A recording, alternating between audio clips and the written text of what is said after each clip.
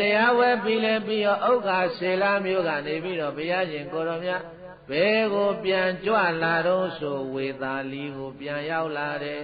ဘယ်ကိုပြန်ရောက်လာလဲပြန်သွားတဲ့ခရီးစဉ်ကိုကြည့်ဘုန်းကြီးတို့ပြည့်တာကြီးဝေသာလီအနီးကဝေသာလီမြို့အနီးကဝေလူဝရွာကနေဇေတဝန်အခုပြန်ရောက်လာပြန်တဲ့ဒီ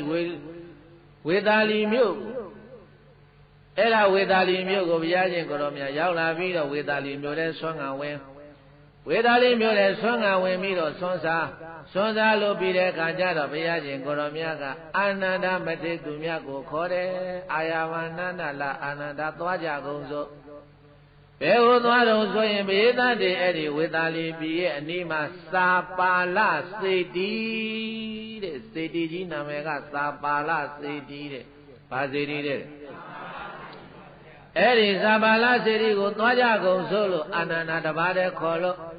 မြတ်စွာဘုရားရှင်ကိုတော်မြတ်စာပါလစေတီရောက်တော့စာပါလစေတီမှာနေရာလေးများခင်းပေးလို့အာနန္ဒခင်းပေးတဲ့နေရာမှာ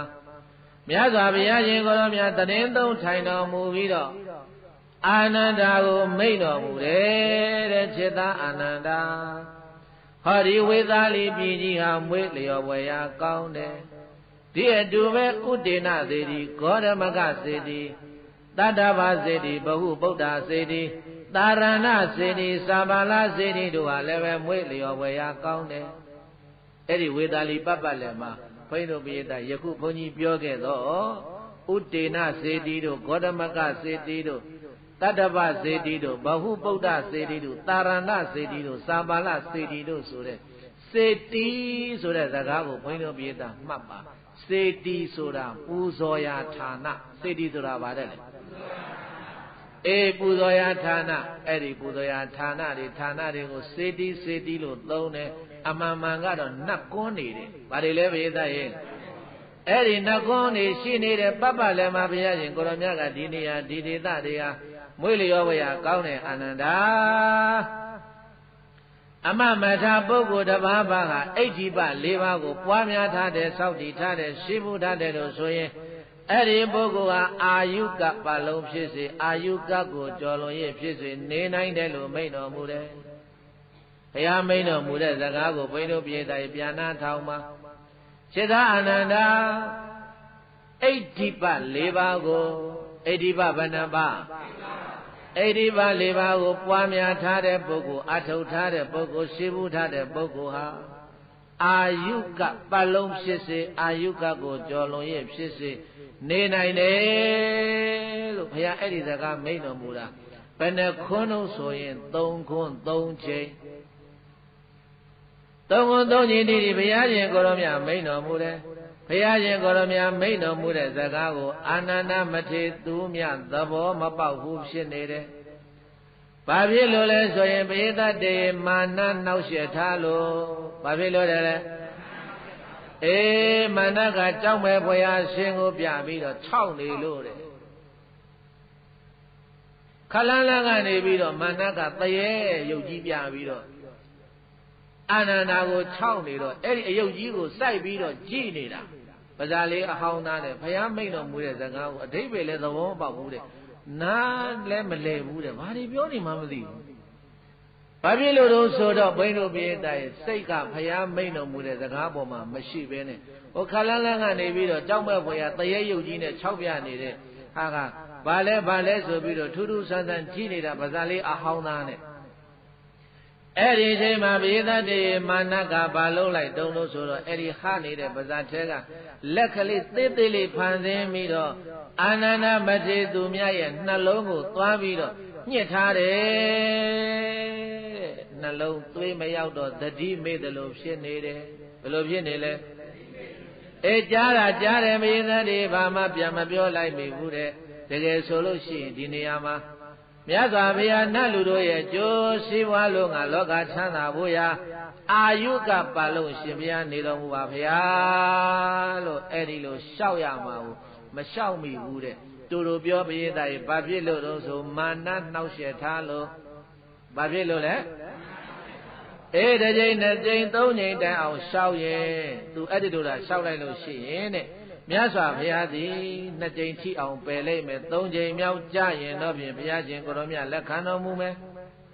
အဲ့တော့ဒီနေရာမှာဘုန်းကြီးတို့ပြည်သားအာယုကဆိုတာကိုဘုန်းကြီးတို့ပြောမယ်အာယုကဆိုတာတက်တန်းကိုပြောတာဘာကိုပြောတာလဲမြတ်စွာဘုရားရှင်ကိုရောမြတ်ပွင့်တော်မူတာယာဓမ္မပွင့်တာဘလောက်ဓမ္မပွင့်တာယာဓမ္မပွင့်တော့အာယုကကိုကျော်လွန်၍ဖြစ်စေအာယုကကိုအာယုကလောက်ဖြစ်စေနေနိုင်တယ်ဆိုတော့ဘုန်းကြီးတို့ပြည်သားတက်တော်တရားတက်တော်ဘလောက်လဲသို့မဟုတ်110 120 130 140 150 160အဲ့ဒီလောက်ထိအောင်ကိုဘုရားရှင်ကိုရောမြတ်နေမယ်ဆိုရင်နေလို့ရတယ်ဒါပေမဲ့အာနန္ဒာကမတားဘူးမလျှောက်ဘူးမြတ်စွာဘုရားအစကားအရေးမြဲပြောနေပြီจิตာအာနန္ဒာအိဋ္ဌိပ၄ပါးကိုပွားများထားတဲ့ပုဂ္ဂိုလ်ရှိဘူးထားတဲ့ပုဂ္ဂိုလ်ဟာတတန်းတရားဖြစ်စေတရားကိုကြော်ရည်ဖြစ်စေအာယုကကိုကြော်ရည်ဖြစ်စေလွန်ရည်ဖြစ်စေနေလို့ရတဲ့จิตာအာနန္ဒာအရှင်ဘုရားနေပါဘုရားလို့အာနန္ဒာကရှောက်ရမှာမလျှောက်မိဘူးတဲ့ဘာဖြစ်လို့မေးတော့မာနနှောက်ယှက်ထားလို့ဘာဖြစ်လို့လဲဘုရားတိုင်မာနနှောက်ယှက်ထားတဲ့အတွက်ကြောင့်မို့လို့အဲ့ဒီမှာ၃ကြိမ်တိတိဘုရားမိန့်တော်မူတဲ့အာနန္ဒာဘာမှမပြောဘူးအဲ့ဒီလိုဘာမှမပြောပဲနဲ့၃ကြိမ်လဲပြေရောအာနန္ဒာရဲ့နှလုံးသားကိုကိုင်ညှစ်ထားတဲ့လက်သေးသေးလေးဖန်ဆင်းပြီးတော့ကိုင်ညှစ်ထားတဲ့လက်ကိုမာနကရုပ်သိမ်းလိုက်ပြီတဲ့အဲ့ဒီတော့မှအာနန္ဒာတတိပြန်ရတယ်တတိပြန်ရတဲ့အခါကျတော့မှဘုရားရှင်ကိုရောမြတ်အာနန္ဒာတတိရတဲ့အချိန်မှာဘုရားရှင်ကိုရောမြတ်ကအာနန္ဒာဘုရားရှင်ကိုအာယုကပတ်လို့တည်နေတော်မူပါလို့ထပ်လျှောက်အောင်မယ်အဲ့ဒီခါမှဘုရားရှင်ကိုရောမြတ်ကအာနန္ဒာအဲ့ဒီတော့က၃ချိန်တိတိမင်းကိုငါမိန့်တော်မူတယ်မတောင်းမာနဟာမင်းရဲ့ချိုးရင်းချက်ပဲမင်းရဲ့အပြစ်ပဲလို့အာနန္ဒာရဲ့ဆိုရင်တော့ကကိုပါသွားအောင်ပြုလုပ်ခြင်းလို့ပဲတဲ့မြတ်စွာဘုရားအာယုကပတ်လုံးနားလည်အောင်ပြောမယ်တတ်တော်တရားကျော်ထီအောင်နေပါဘုရားလို့အာနန္ဒာ၄ချိန်မြောက်မှလျှောက်လိုက်မယ်ဒါပေမဲ့လို့မြတ်စွာဘုရားကစိတ္တအာနန္ဒာ၃ချိန်တိတိမင်းကငါပြောခဲ့ပြီးပြီမင်းအဲ့ဒီတုန်းကမတားဘူးဘုရားရှင်ကိုရောမြတ်ကအဲ့ဒါမင်းဘာမှတားမနေနဲ့တော့လို့ဆိုပြီးတော့အဲ့ဒါဘုရားရှင်ကိုရောမြတ်ကအာနန္ဒာရဲ့စိုးရင်တောကကိုပါသွားအောင်လို့အဲ့ဒီလို၃ချိန်တိတိဒီမှာမိန့်တော်မူထားတာတဲ့အဲ့တော့အာနန္ဒာလည်းဘာမှမလျှောက်တော့ဘာမှမလျှောက်တော့ပဲမြတ်စွာဘုရားကစေတံအာနန္ဒာမင်းသွားတော့ကွာတဲ့ဘုရားရှင်ကိုရောမြတ်ဒီအာနန္ဒာကိုအနာကနေနှင်လိုက်ပြီပြည့်တိုက်အာနန္ဒာကိုဘုရားရှင်ကိုရောမြတ်အနာမှာလက်ခံလာနှင်လိုက်တာအာနန္ဒာသွားတော့လို့ဘုရားရှင်ကိုရောမြတ်နှင်လိုက်တော့ဧဝံဗန္တိကောက်မှပြီမြတ်စွာဘုရားအနာကနေခွာသွားအနာကနေခွာသွားပြီးတော့ဘယ်မှာသွားနေတုံလို့ဆိုတော့မြတ်စွာဘုရားရှင်ကိုရောမြတ်နဲ့မနီမဝဲတစ်ပြောင်းမှသွားပြီးတော့အာနန္ဒာတပါးတဲ့တရင်သုံးနေတယ်အဲ့ဒီအချိန်မှာဘုရားတည်းဘယ်သူရောက်လာတုံလို့ဆိုတော့မာနရောက်လာတယ်မာနသားရောက်လာတယ်ဘာနာသားရောက်လာမာနသားရောက်လာတယ်မာနသားရောက်လာပြီးတော့ဘုရားရှင်ကိုရောမြတ်ကိုလျှောက်တယ်ကာလောပရိနိဗ္ဗုတောဗန္တိတဲ့အရှင်ဘုရားပရိနိဗ္ဗာန်စံမှုအချိန်တန်ပါပြီရှင်ဘုရားကိုတပည့်တော်ဒီစကားဟာဟိုးဘောဓိမန္တိုင်ကုန်းမာတဲ့ကရှင်ဘုရားကိုတပည့်တော်အဲ့ဒီတုန်းကလည်းပြောဘူးတယ်ကိုရောပရိနိဗ္ဗာန်စံတော့ကိုရောပရိနိဗ္ဗာန်စံတော့ဘုရားဖြစ်ခါသာရှိသေးတယ်မာနကမြတ်စွာဘုရားကိုပရိနိဗ္ဗာန်စံဖို့လို့သွားလျှောက်တယ်ရှင်ဘုရားရည်ရွယ်ချက်ကဘုရားဖြစ်ဖို့ရည်ရွယ်ချက်မဟုတ်ဘူးလားအခုဘုရားဖြစ်ပြီကိုရောပရိနိဗ္ဗာန်စံတော်လို့အဲ့ဒါမြတ်စွာဘုရားရှင်ကိုရောမြတ်ကိုဘောဓိမန္တိုင်မှာလည်းသွားလျှောက်ဘူးတယ်အဲ့တော့လေးသိခြင်းနဲ့ကဘာတသိပါရမီဖြည့်ကြတာဘုရားဖြစ်ဖို့လို့ကိုရောယခုဘုရားဖြစ်ပြီးတတ္တလောကအကျိုးတဲ့တစ်မျိုးမှတရွာလဲလီပြီးတော့တရားတွေဟောတော့ရောဘာအကျိုးရှိမှလဲကိုရောကြည်ပဲချက်အောင်ပြီကိုရောပရိနိဗ္ဗာန်စံပါတော့လို့တပည့်တော်အဲ့ဒီဘောဓိမန္တိုင်မှာတခါလျှောက်ဘူးတဲ့အဲ့တော့ရှင်ဘုရားကတပည့်တော်ကိုဆိုတယ်လေဟဲ့မနာငါဘုရားရဲ့တပည့်ယဟန်တွေတတ်တိလိမ္မာမရှိကြသေးသမျှကောင်းစွာမဆုံးမရသေးသမျှတရားတော်ကိုမဆောင်နိုင်မကျင့်နိုင်သေးသမျှငါထံကသင်ယူပြီးတဲ့အတိုင်းဆရာဝါဒအတိုင်းတရားတော်မတွေကိုမဟောမပြောနိုင်သေးသမျှ တရားတော်တွေကိုတည်တတ်အောင်ပေါ်လွင်အောင်မလုပ်သေးနိုင်သေးသမျှသူတော်ဘာရဲ့အယူဝါဒတွေကိုခိုင်းလုံးနဲ့ထောက်ထားသေးနဲ့ဝေဖန်ပြီးတော့မနေနေနိုင်မဟောပြောနိုင်သေးသမျှငါဘုရားပြိဋိဘံစံတော်မမူသေးဘူးလို့ရှင်ဘုရားဗောဓိပင်ကြီးအောက်မှာတပည့်တော်ကိုမိန့်တော်မူတာရှင်ဘုရားမှတ်မိသေးလားမှတ်မိတာပေါ့သစ္စာဘုရားကမာနကိုပြောနေတာကဲအဲ့ဒါဆိုရင်ယခုရှင်ဘုရား45နှစ်လုံးလုံးတရားတွေဟောလို့ရှင်ဘုရားရဲ့တပည့်ရဟန်းတွေဟာတတ်တိလိမ္မာလည်းရှိကြကုန်ပြီဆုံးမကိုလည်းကောင်းစွာရကြကုန်ပြီရှင်ဘုရားထံကဆရာဝါဒတိုက်ရလို့သူတော်ဘာရဲ့အယူဝါဒတွေကိုလည်းပဲနှိမ်နှင်းပြီးတော့ဟောပြောနိုင်ပြီအဲ့ဒါကြောင့်မို့လို့ရှင်ဘုရားပြိဋိဘံစံတော်မူပါတော့လို့မြတ်စွာဘုရားရှင်ကိုရောမြတ်ကိုလျှောက်တော်မှာဘုရားရှင်ကိုရောမြတ်ကဟဲ့မာနယုတ်သင်ဘာမှာပူပန်သောကရောက်မနေနဲ့ငါဘုရားရဲ့ပြိဋိဘံစံခြင်းဟာမကြာမီချိန်ကာလမှာဖြစ်လိမ့်မယ်ဒီနေ့ကစ3လမြောက်ရင်ဘယ်နှလမြောက်ရင်3လမြောက်ရင်ငါဘုရားပြိဋိဘံစံလိမ့်မယ်လို့အဲ့ဒီလိုမိန့်တော်မူတယ်အဲ့ဒီလိုမိန့်တော်မူပြီးတော့ဘေသတ်တွေစာပါဠစေတီမှာနေစဉ်ပင်လျင်တတိရှိစင်ញင်တော်မူလေအာယုသင်္ခါရကိုလွတ်တော်မူတယ်ဒီတခါဘုန်းကြီးတို့ဘေသတ်ရဲ့အာယုသင်္ခါရလွတ်တယ်တဲ့ဘာလွတ်တယ်တဲ့အာယုသင်္ခါရလွတ်တယ်ဆိုတာဟိုယောဂဝေဒနာဖြစ်တုန်းကဝေလူဝရွာမှာအာယုပါလကဖလသမဘတ်ကိုဝင်စားထားတယ်အဲ့ဒီအာယုပါလကဖလသမဘတ်ကိုငါ3လတိတိပဲဝင်စားတော့မယ်3လကနေနောက်မဝင်စားတော့ဘူးလို့အဲ့ဒီလိုဆုံးဖြတ်ချက်ချတာကိုအာယုသင်္ခါရလွတ်တယ်လို့ခေါ်တယ်ဘာလွတ်တာတဲ့3လပဲဝင်သားတော့မယ်3လကနေနောက်မဝင်သားတော့ဘူးလို့အဲ့ဒီလိုဆုံးဖြတ်ချက်ချတာကိုအာယုသင်္ခါရလွတ်တယ်လို့ခေါ်တယ်အဲ့ဒီအာယုသင်္ခါရဖလားသမဘတ်ကိုဗမာဝင်သားတော်မူခဲ့တာတော့ဆိုဝေလူဝရွာမှာဘယ်ရွာမှာဝေလူဝရွာမှာဝါကတော်မူခြင်းကယောဂဝေဒနာဆွဲကလာလို့အဲ့ဒီလိုဝင်သားလာခဲ့တဲ့အာယုပါလကဖလားသမဘတ်ကိုနောက်ထပ်3လပဲဝင်သားတော့မယ်3လကကြောရင်မဝင်သားတော့ဘူးလို့စိတ်တော်ထဲမှာဆုံးဖြတ်ချက်ချလိုက်တာပြေသားရေဘာဖြစ်လာတုံးလို့ဆိုတော့ကျက်သီးမွေးရင်ထလောင်အောင်ကြောက်เสียကောင်းတယ်မြေငလင်အကြီးကျယ်လှုပ်တယ်တဲ့နံပါတ်1မြေလှုပ်တယ်နံပါတ်1ဘာဖြစ်လဲနံပါတ်2တော်လဲတန်တွေကြားတယ်မြေကြီးရှိတယ်မြေကြီးအတန်တွေထွက်လာနောက်တကကောင်းငင်ကနေပြီးတော့နတ်စီတွေနတ်ပြည်မှာရှိတဲ့စီတွေနတ်စီတွေတဒိမ့်ဒိမ့်နဲ့တီးတန်တွေကြားရတယ်ဘယ်သူကြားတာတုံးဆိုရင်ဘေးသားရဲ့ညီတော်အာနန္ဒာကြားတာဘယ်သူကြားတာလဲကောင်းငင်မှာတစ်ချိန်ချိန်နဲ့မြည်ဟိပြီးတော့လာတယ်အဲ့ဒီလိုမြေငလင်းတွေလှုပ်တဲ့တော်လဲတန်တွေကြားတဲ့ကောင်းငင်မှာနတ်စီတွေတီးလာတဲ့ကာမဘုရားရှင်ကိုရောမြတ်ကဘယ်လိုဥရန်ကျွရင်လိုက်တုံးလို့ဆိုတော့တုလံမတုလင်္စတံဘဝဘဝသင်္ခါရမဝတ္တစီမုနိဣဇံတရတောသမဟိတောအဘိန္တိကဝါစာမိဝတ္တတံဘဝမုနိအရှင်ဖြစ်တော်မူသောမြတ်စွာဘုရားရှင်ကိုရောမြတ်ကြီးသည်တံဘဝပဝတ္တကြိုရင်ဖြစ်ပွားရာအကြောင်းဖြစ်သောဘဝသင်္ခါရံကာမဘဝစသည်ဖြစ်ရန်စီမံပြုလုပ်တတ်သောဒုလင်နေစာ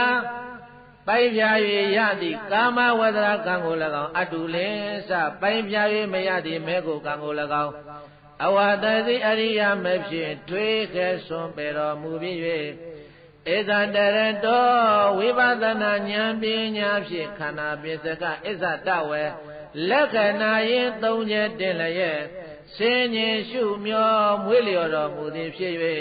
သမာဟိတောဥပ္ပစာရအပ္ပနာနှပြသောသမာဓိဖြင့်တည်ကြည်ခြင်းရှိတော်မူသည်ဖြစ်၍ကဝဇာမိဝချဝကဲ့သို့အတ္တတံဝဝမိမိသန္နဝေဗမဖြစ်ပွားကိလေသာတရားကိုအဘိနိမဉ္ဇဉ်၄ပါးတန်လျက်တာဖြင့်ပယ်ရှားဖြစ်ရှိတော်မူခဲ့လေပြီတကား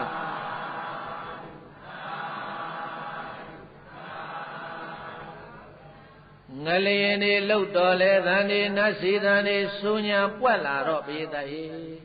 ဟိုသစ်ပင်ရဲမှာထိုင်နေတဲ့အာနန္ဒရဲ့စိတ်ထဲမှာဘာများဖြစ်တာပါလေ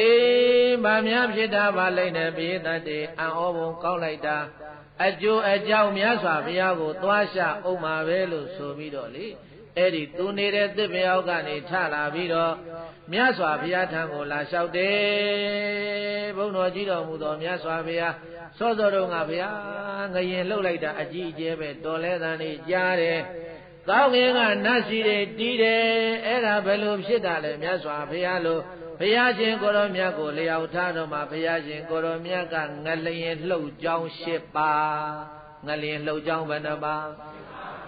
ကဲဘုန်းကြီးတို့ဘုရားသားကြီးဘုန်းကြီးတို့ဘကိုးမြို့ကြီးငရင်ခလို့ရှင်မောတော်ဘုရားကြီးပြိုကျပစ္စည်းဓာတ်တွေအခုဘာကြသေးတုံးတရင်ထဲမှာငရင်တွေလှုပ်နေတာမကြောက်ဘူးလားဘုရားသားကြီးဘယ်နိုင်ငရင်လို့တော့ဘလောက်သေးတယ်ဆိုတာဘုန်းကြီးတို့မြတ်စွာဘုရားကငရင်ဘာကြောင့်လှုပ်တယ်ဆိုတာကိုငရင်လှုပ်ခြင်း၈မျိုးငရင်လှုပ်ခြင်းအကြောင်းဘယ်နှမျိုးတဲဆိုလိုက်သမ်းမှာဓာတ်၆ချာအင်းတကုရှင်တို့ဘိညာဉ်စွမ်းအားသံဃဇာနှင့်မြတ်ဖရာစိန်ဒီပရမေတို့တန်တေယူကခွာရတလစ်ဖရာဖြစ်တီမိတ်လက်ဓမ္မစစ်တစ်ချက်အာယုစွန့်လွတ်မှုကအနုပါတိနိဗ္ဗာန်မီရှစ်လီမြေလုံးကြောင့်ဓာတ်၆ချာအင်းတကုရှင်တို့ဘိညာဉ်စွမ်းအားသံဃဇာနှင့်မြတ်ဖရာစိန်နေပရမေတို့တန်တေယူကဟွာရတလက်ဖရာဖြစ်တီမိတ်လက်ဓမ္မစစ်တစ်ချက်အာယုစွန့်လွတ်မှုကအနုပါတိနိဗ္ဗာန်မီရှစ်လီမြေလုံးကြောင့်အဲ့ဒီမှာအာနန္ဒာမေးလို့မြတ်စွာဘုရားရှင်ကိုရောမြတ်သည်ဘုန်းကြီးတို့မြေတိုင်မြေလုံးချင်းရဲ့အကြောင်းတရား၈ပါးတဲ့နံပါတ်1ဓာတ်6ချားလို့လှုပ်တယ်တဲ့ဘာ6ချားလို့လှုပ်ကဲအဲ့ဒီတော့ဓာတ်6ချားပုံကိုဘုန်းကြီးတို့ပြောမယ်ပရိသတ်ကြီးဒီဘုန်းကြီးတို့နေတဲ့လူသားတွေနေတဲ့ပကတိမြေသားဟာယူဇနာပေါင်း1,200,000ရှိတယ်တဲ့ဘယ်လောက်ရှိလဲအဲ့ဒီဘုန်းကြီးတို့နေတဲ့မြေကြီးရဲ့အောက်မှာကြောက်မြေဘုန်းကြီးတို့ရိုးရိုးနေတာပကတိမြေပေါ်မှာပကတိမြေရဲ့အောက်မှာကြောက်မြေရှိတယ်ဘယ်လောက်ရှိလဲဘုရားသားအဲ့ဒီကြောက်မြေဟာလဲ1,200,000ရှိတယ်တဲ့ဘယ်လောက်ရှိတယ်တဲ့ပေါင်းရင်2,400,000ရှိတယ်ဘယ်လောက်ရှိလဲအဲ့ဒါမြေထုအဲ့ဒါဘာထုလဲဘုရားသားအပေါ်ကမြေအောက်ကကြောက်မြေဟုတ်လားဘုရားသားဘုန်းကြီးတို့အဲ့ဒီနှစ်ခုရဲ့အောက်မှာဘာရှိတုံးလို့ဆိုလို့ရှိရင်ရေထုရှိတယ်ဘယ်လောက်ရှိလဲအဲ့ဒီရေထုကဘယ်လောက်ရှိတုံးဆိုရင်ယူသနာပေါင်း4,800,000ရှိတယ်တဲ့ဘယ်လောက်ရှိတယ်တဲ့အဲ့ဒီ4,800,000ရေထုရဲ့အောက်မှာဘာရှိတုံးဆိုလေထုရှိတယ်ဘာထုရှိလဲအဲ့ဒီလေထုဟာ9,600,000ရှိတယ်တဲ့ဘယ်လောက်ရှိတယ်တဲ့9,600,000ရှိတယ်ဆိုတော့ဘုန်းကြီးတို့ပြည်သားအောက်ကနေပြန်ပြောအောက်ဆုံးမှာလေထုရှိတယ်အောက်ဆုံးဘာထုရှိလေထုအပေါ်ကရေထုလေထုအပေါ်ကရေထုအပေါ်ကကြောက်ထုဟုတ်တယ်မဟုတ်လားကြောက်ထုအပေါ်ကရေထုဘယ်နှဆင့်နေတာအဲ့ဒီလို၄ဆင့်နေတယ်အဲ့တော့ဘယ်သူကစဖောက်ပြန်တော့ဆိုတော့လေဖောက်ပြန်ဘာဖောက်ပြန်တာအဲ့ဒီလေထုမှာလေတွေပြင်းပြင်းတိုက်လာလို့ရှိရင်လေတိုက်ရင်ရေလှုပ်တယ်လေထုလှုပ်ရင်ရေထုလှုပ်တယ်လေထုလှုပ်ရင်ရေထုလှုပ်တော့အဲ့ဒီရေပေါ်မှာနေတဲ့ကြောက်ထုမလှုပ်ဘူးလားအဲ့ဒီကြောက်ထုလှုပ်တော့မြေထုမလှုပ်ဘူးလား ဘုန်းကြီးတို့ဘာကြတဲ့တုန်းပြီးခဲ့တဲ့နှစ်ကတော့ရေလိုင်းနေတခါလဲဟုံနဲ့တွေးလိုက်တယ်မို့လားဘုရားသားကြီးတခါလဲငရင်လှုပ်တာပဲနဲ့ပင်လေတဲ့လှုပ်တယ်တဲ့ဘုန်းကြီးတို့စာပေမြတ်စွာဘုရားကဟောပြီးသားဘုရားသားကြီးအောက်မှာရေထုနော်ဘာလို့လဲဘုရားသားအဲ့ဒီမှာအဲ့ဒီရေထုအောက်မှာလေထုအဲ့ဒီလေထုမငြိမ်မသက်ဖြစ်တာကိုဓာတ်ဖောက်ပြန်နေတဲ့ဘာဖောက်ပြန်နေတဲ့လေဓာတ်ဖောက်ပြန်လို့ဘာဓာတ်ဖောက်ပြန်လို့လဲဒါကြောင့်မို့လို့စေတအာနန္ဒာတဲ့အဲ့ဒါကြောင့်မို့လို့လည်းပဲငရင်လှုပ်တတ်တယ်တဲ့ဘာလှုပ်တတ်တယ်တဲ့ကဲဒါမေးလို့ရှိရင်ဘုန်းကြီးတို့ပြည်သားရှင်မင်းယခုလှုပ်နေတဲ့ငရင်တွေကဘာကြောင့်လို့ဆိုလေထုကြောင့်ဘာကြောင့်လဲပြည်သားလေဖောက်ပြန်လို့ဘာဖောက်ပြန်လို့လဲအဲ့ဒါကြောင့်မို့လို့ငရင်လှုပ်တာတဲ့နောက်တစ်ခုဘုန်းကြီးတို့ပြည်သားကြီးတကိုးရှင်နေတဲ့ဘာလဲလဲတကိုးရှင်တွေကအာပောကတိနာဇံကိုဝင်စားပြီးတော့မြေကိုလှုပ်စေခြင်းတဲ့အခါများမှာလည်းပဲမြေလှုပ်တတ်တယ်တဲ့တကိုးရှင်တွေလှုပ်လို့လည်းပဲမြေလှုပ်တတ်တယ်တဲ့နှစ်ချက်ရှိသွားပြီဘယ်နှချက်ရှိသွားပြီလဲနောက်တကနံပါတ်3ဘုရားအလောင်းတော်ပဋိသန္ဓေတည်တဲ့အခါမှာမြေလှုပ်တယ်ဒါကတော့ရှင်းတယ်နော်ဘုရားသားနောက်တကဘုရားအလောင်းတော်ဖွားမြင်တော်မူတဲ့အခါမှာမြေလှုပ်တယ်နောက်တကနံပါတ်5ဖယားဖြစ်တော်မူတဲ့အခါမှာ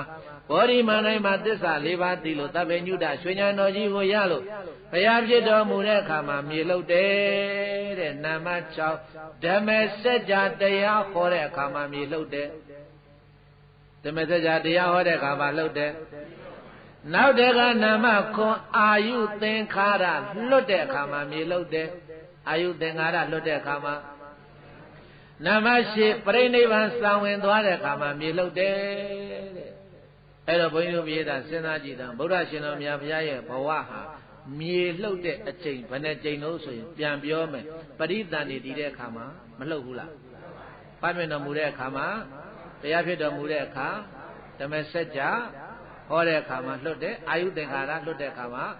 မြေလှုပ်တယ်ပြိဋိဘံဆံတဲ့အခါမှာမြေလှုပ်တယ်တဲ့6ကြိမ်တိတိမြေလှုပ်တာဘယ်နှကြိမ်လှုပ်လဲဘုရားလက်ထက်ကမြေလှုပ်တာ6ကြိမ်တောင်မရေးတတ်ဘူးဟုတ်လားမကြောက်ပါဘူးကြောက်သလားတို့ရှိမှများငရင်လှုပ်လို့မြေလှုပ်လို့ချင်းဟာရှင်းပြလဲအဲ့ဒါမပြောနဲ့တော့ဒါလေဘာဖြစ်လို့လို့ဆိုတော့ဒါကဓာတ်ဖောက်ပြန်လို့လှုပ်တာဘာဖြစ်လို့လှုပ်တာလဲ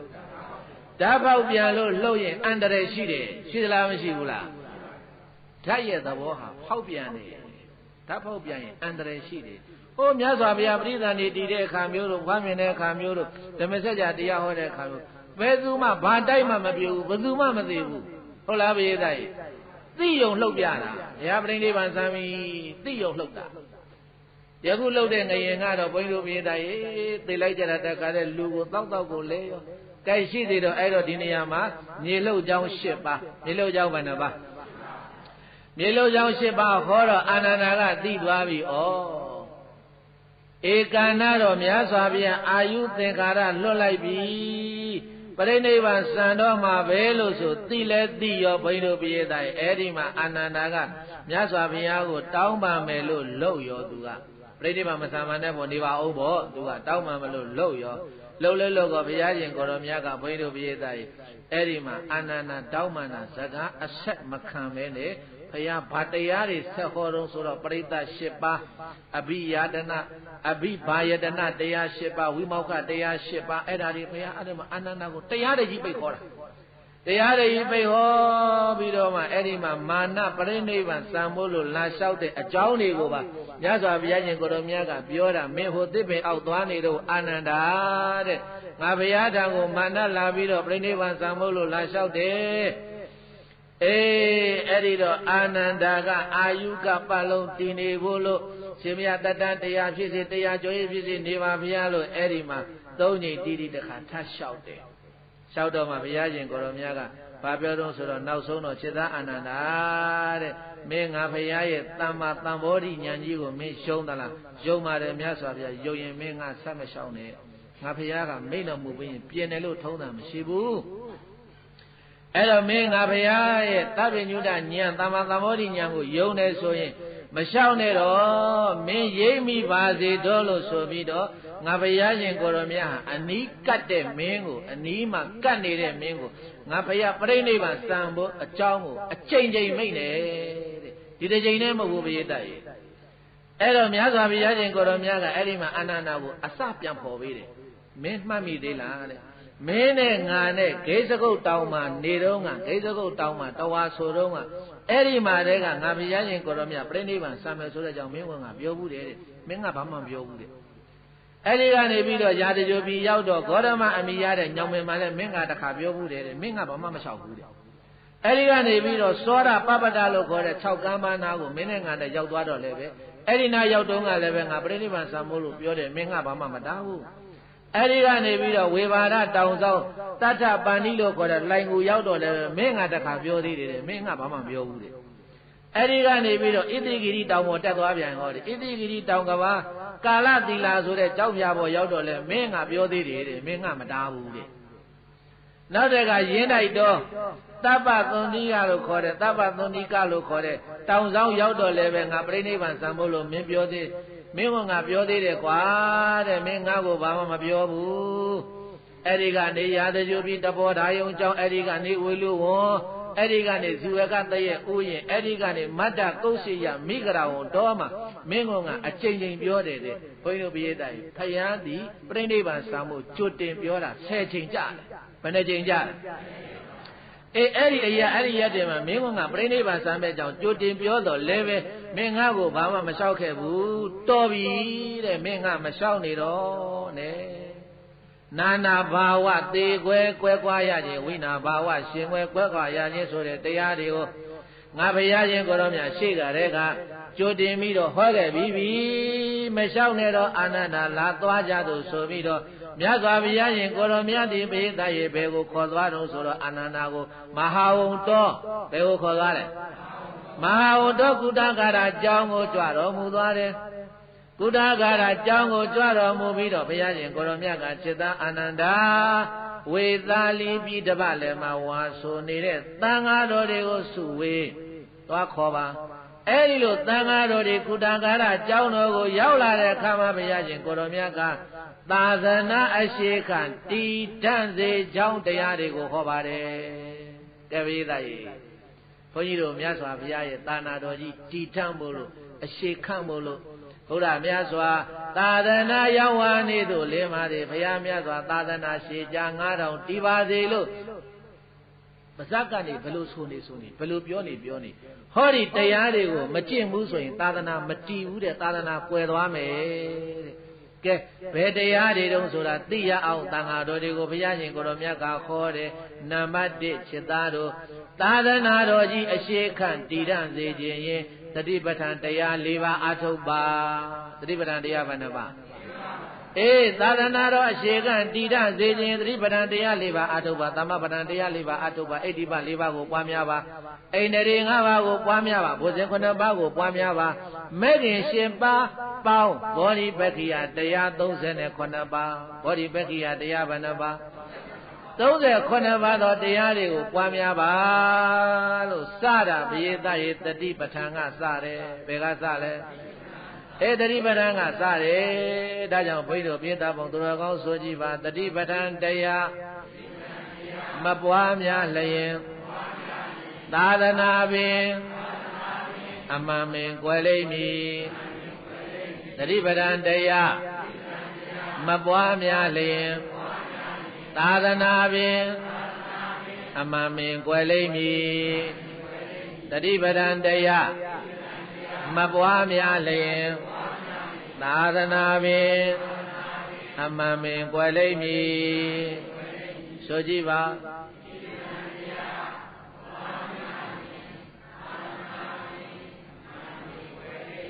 တတိပဋ္ဌာန်တရားမပွားများဘူးဆိုရင်သာသနာကွယ်မယ်တဲ့ဘာကွယ်မယ်တဲ့ဒါကြောင့်ဘုန်းကြီးတို့ဝါဆိုလပြည့်နေ့ကစလို့တရင်ညိုလပြည့်နေ့တိုင်အောင်ကိုနေ့စဉ်မနေ့ပိုင်းလဲရတဲ့အချိန်လေးဥပုသ္တေတွေတရားမထိုင်ကြဘူးလားအဲ့ဒါတတိပဋ္ဌာန်ပွားနေတာဘာလုပ်နေတာခန္ဓာကိုယ်ဝမ်းပိုက်စိတ်ကလေးစိုက်လို့ဖောင်းကြွလာဖောင်းနေပိကြသွားပိနေလို့မှတ်နေတာအဲ့ဒါကာယ ानु ပဒနာတတိပဋ္ဌာန်ခန္ဓာကိုယ်လှုပ်ရှားအမှုရာတွေမှတ်နေတာကာ ानु ပဒနာတတိပဋ္ဌာန်ဟုတ်လားမဟုတ်ဘူးလားနေ့လေကင်းကြတော့တဏှာကြီးနီးပါးမြဘုန်းကြီးတို့ပြေတာပုံသူတော်ကောင်းလို့တရားတွေရှုမှတ်နေတယ်ဆိုတာတတိပဋ္ဌာန်ပွားနေတာဘာပွားနေတာရှ စိတ်တွေတရားမှတ်နေတဲ့စိတ်တွေပြင်ထွက်သွားတော့ထွက်သွားတဲ့စိတ်ကိုထွက်ရင်ထွက်တဲ့ကြံစီနဲ့စဉ်းစားရင်စဉ်းစားတဲ့စိတ်ကူးရင်လိုက်မမှတ်နေဘူးလားအဲ့ဒါစိတ်ဓာနုပါဒနာသတိပဋ္ဌာန်ထိုင်လို့ညောင်းလာတဲ့အခါကျတော့ညောင်းတဲ့ပုံမှာဝေဒနာပုံမှာစူးစိုက်ပြီးတော့အဲ့ဒီညောင်းတဲ့ပုံမှာညောင်းရင်လည်းညောင်းတယ်၊ကိုက်ရင်လည်းကိုက်တယ်၊ပူရင်လည်းပူတယ်လို့စူးစိုက်နဲ့မှတ်နေတာဟာဝေဒနာနုပါဒနာသတိပဋ္ဌာန်မဟုတ်ဘူးလားဒါဖြင့်တဝါတွင်လုံးဘုန်းကြီးတို့ချမ်းမြေ့မှန်ကျောင်းမှာလာပြီးတော့ဥပုသ်သတင်းသီလစောင့်တည်ရင်းနဲ့တရားတွေနာရင်းနဲ့တရားတွေမှတ်နေတယ်ဆိုတာသာသနာကွယ်ဖို့လုပ်နေတာလားသာသနာတည်ဖို့လားသတိပဋ္ဌာန်တရား၄ပါးမပွားများရင်သာသနာကွယ်သွားမယ်တဲ့ပါဠိပုဒ်ပြီးကုက္ကုဒါယုံကျောင်းမှာအရှင်အာနန္ဒာကိုအရှင်ဗတ္တကကမေးဘူးတဲ့ကောနုကောအာဟုသောအာနန္ဒာဟေတုကောပစ္စယောယေနတတ္ထမပရိဟာနံဟောတိကောနုကောအာဟုသောအာနန္ဒာဟေတုကောပစ္စယောယေနတတ္ထမပရိဟာနံဟောတိ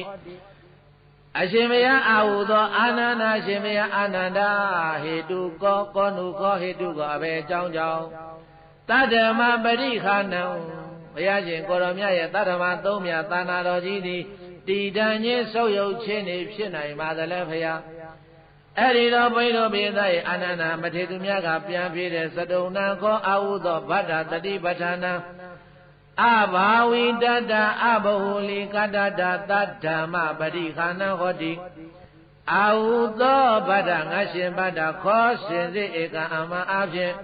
သတုံနံ၄ပါးကိုသောတတိပဋ္ဌာနံတတိပဋ္ဌာန်တရားတို့ကိုအဘာဝိတတ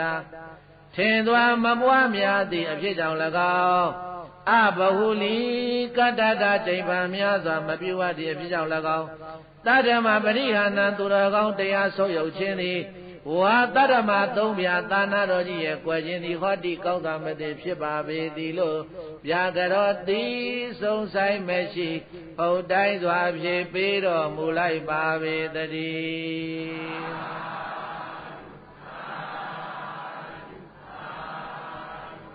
ယေဟိဗုဒ္ဓေသုတရံတေသူပိသတ္တရောတတိပဋ္ဌာနေနဘာဝေတိတတ္တသတ္တမောအန္တရာယိတောနာမဟောတိဒေဝဒတ္တဒိနဝိယဣတိသမ္မာလပါပိယောအကျင့်ပုဂ္ဂိုလ်သည်ပုပ္ပေသူဘုရားရှင်ကိုရောမြတ်ကြီးတို့သည်တရံတေသူပိတတ္တောထင်ရှားရှိပါကုန်တော်လဲသတ္တရော၄ပါးကုန်သောတတိပဋ္ဌာနေတတိပဋ္ဌာန်တရားတို့ကိုနဘာဝေတိမပွားများပါပေတတထိုပုဂ္ဂိုလ်အားတတ္တမောတတ္တမသုံးမြသာသနာတော်ကြီးသည်ဝါသူတော်ကောင်းတရားသည်အန္တရာဟိတောနာမကွယ်နေသည်သာလင်မြည်ပါပေကိမိဝဥပမာပုံဆိုဘယ်ကဲ့သို့နိဟုမူကသတိ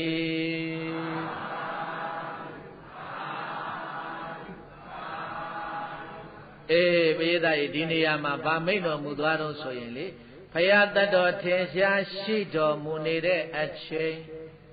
ဘုရားတတ်တော်ထင်ရှားရှိတော်မူနေတဲ့အချိန်ကကာလမှာသတိပဋ္ဌာန်တရားကိုမပွားများဘူးဆိုရင်တဲ့ဒေဝဒတ်တို့လိုအဇာတတတို့လိုဇိန်သမာနတို့လိုဖြစ်သွားမယ်တဲ့ဒေဝဒတ်ဟာဘုရားမမီဘူးလားဘုရားမဖူးလိုက်ရဘူးလားဇိန်သမာနရောဘုရားဖူးလိုက်တာအဇာတတရောဒါပေမဲ့လို့ပိသတ်တေတတိပဋ္ဌာန်တရား၄ပါးကိုမပွားများတဲ့အတွက်ကြောင့်မို့လို့ဘုရားကိုတွေ့ပင်တွေ့လိုက်ရပါတော့လည်းပဲဘုရားကိုကြည်ညိုပင်ကြည်ညိုလိုက်ရပါတော့လည်းပဲပိသတ်တေသာသနာတီချောင်းအလုတ်တွေကိုလုံမသွားခဲ့ဘူးတဲ့လုံမသွားရှာဘူးတဲ့လုံမသွားနိုင်ဘူးတဲ့ဒါမြင်ပြန်ပေးမယ်ဒေဝရဟာသာသနာတီချောင်းလုံသွားနိုင်ရဲ့လားအဇာတတကောလုံသွားနိုင်ဘူးဘာလို့တတိပဋ္ဌာန်မပွားများလို့ရှင်းပါတယ်မရှင်းဘူးလားဒါဖြင့်ဘုန်းကြီးတို့တရားရှိခင်စိတ်ကောင်းဝင်တဲ့သူတော်စင်များဘုရားကိုမဘူးတွေးလိုက်ရတော့လဲပဲဒီနေ့တရားတွေရှုမှတ်နေတယ်အားထုတ်နေတယ်ဆိုရင်ဘုန်းကြီးတို့ဘေးသားရဲ့အဲ့ဒါသာသနာတည်အောင်လုပ်နေတာဗာတည်အောင်လုပ်နေတာကဲဆိုလိုက်ပါသာသနာမကွယ်ရန်သတိပဋ္ဌာန်ဧကံပွားရမည်သာသနာမကွယ်ရန်တတိပဋ္ဌာန်ဧကံပွားရမည်သာသနာမကွယ်ရန်တတိပဋ္ဌာန်ဧကံပွားရမည်ဆိုလိုက်ပါ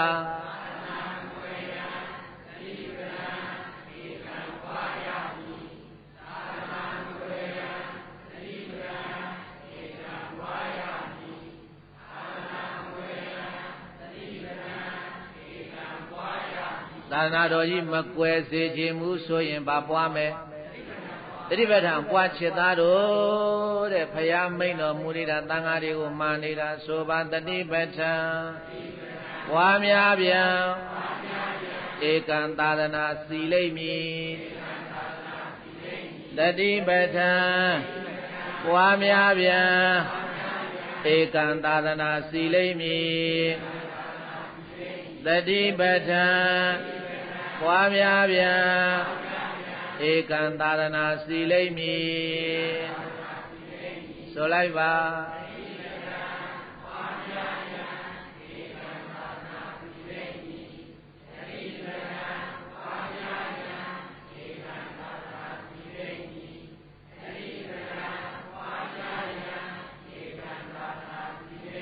ဘုန်းတော်6ပါးသခင်တပ်ပင်ညူဘုရားရှင်ကိုတော်မြတ်ရဲ့သာသနာတော်ကြီးစီးပင်ခြင်းနဲ့ဆိုရင်စတ္တတော်၄ပါးကုတော်တတိပဋ္ဌာန်နဲ့တတိပဋ္ဌာန်တရားတော်ကိုဘာဝေတိခြေသားတို့ကောင်းစွာမသွေပွားများ၍နေရကြပါတော့လို့ဘဂဝါဘုန်းတော်ကြောင့်ဆုအောင်လံထူဖြစ်တော်မူသောဘုရားရှင်ကိုတော်မြတ်ကအဝေါစာကရုဏာရှိထားမေတ္တာအားဖြင့်မိန်ကြားတော်မူလိုက်ပါပေသတည်း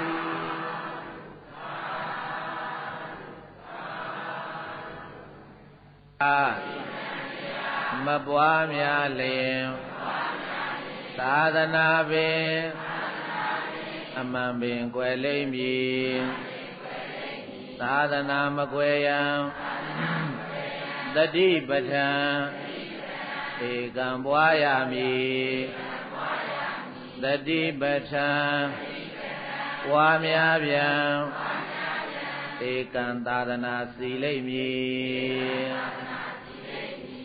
အဲ့ဒါဘုရားရှင်ကိုရောမြတ်ကအနန္တကိုတန်ဃာတော်ဒီစုဝေးပြီးခေါ်ပေးသားမှာလို့ဆိုတော့သင်္ဃာတော်များစုံတဲ့အခါမှာတတိပဋ္ဌာန်၄ပါးသမပဋ္ဌာန်၄ပါးအဋ္ဌိပဘုဘုဇင်မက္ကင်ဆိုပြီးတော့ဘောဓိပက္ခိယ138ပါးချက်သားတို့ပွားများအားထုတ်ပြီးတော့နေကြပြီတော့ငါဘုရားသာသနာတော်ကြီး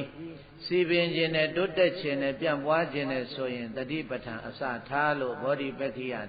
138ပါးချက်သားတို့ပွားများ၍နေပါတော့လို့ဘုရားရှင်ကိုရောမြတ်သံဃာတော်တွေကိုဩဝါဒပေးပြီးတဲ့နောက်မှာပရိပေကောဝယောမေရှံပရိတံမမဇီဝိတံပါယဝောကမိတ္တာမိကတံမေတရဏမတ္တနောဘေကဝေယံတော်များဥရှင်သားတို့မယံငါဘုရားရှင်ကိုရောမြတ်ကြီးဝယောအရွယ်တော်သည်ပရိပေကောအသက်80ပြည့်၍မဲ့ခဲ့ရင်းခဲ့လေပြီမမငါဘုရားရှင်ကိုရောမြတ်ကြီးဇီဝိတံအသက်ကျွင်းသည်ပရိတံ3လတာမြတည်နေရမည်ဖြစ်သောကြောင့်နေခဲ့လေပြီဟောသင်ချင်းသားတို့ကိုပဟာယမညာမငဲ့စွန့်ပြစ်ခဲ့၍ကမိတ္တာမိအနုပါတိသေတနိဗ္ဗာန်ဝင်းစံကြွမြန်းရပါတော့အောင်မေငါသည်အတ္တတော်မိမိတရဏံကိုယ်ွယ်ရာကိုကတံပြုအပ်ခဲ့လေပြီတကားလို့ဘဂဝါဘုန်းတော်၆စုအောင်လံသူဖြစ်တော်မူသောဘုရားရှင်ကိုရောမြတ်ကအဝေါစာကရုဏာရှိထားမေတ္တာအဖြင့်မိန်ကြားတော်မူလိုက်ပါပေသတည်း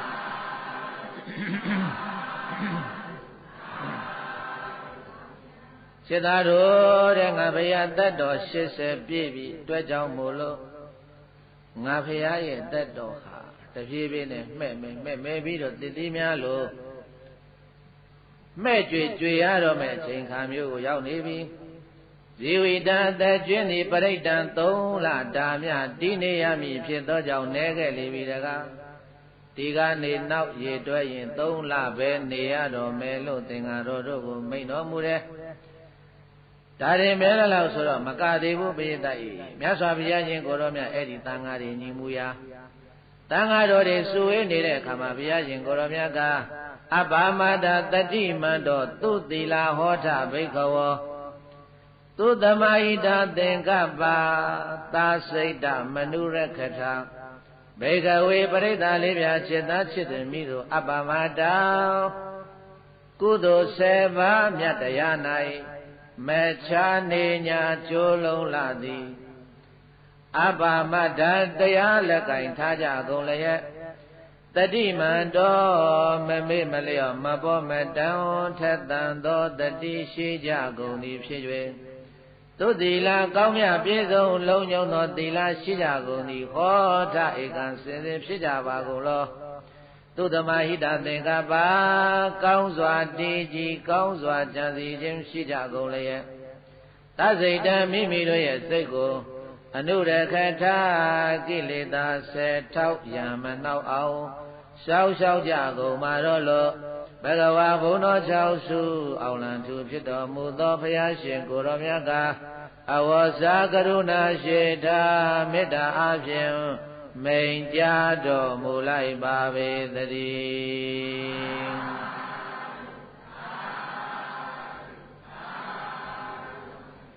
ခြေသားတို့တဲ့တတိတရားလက်ကင်ထားပြီးတော့သီလကိုလည်းပြည့်စုံအောင်စောင့်တည်ပါ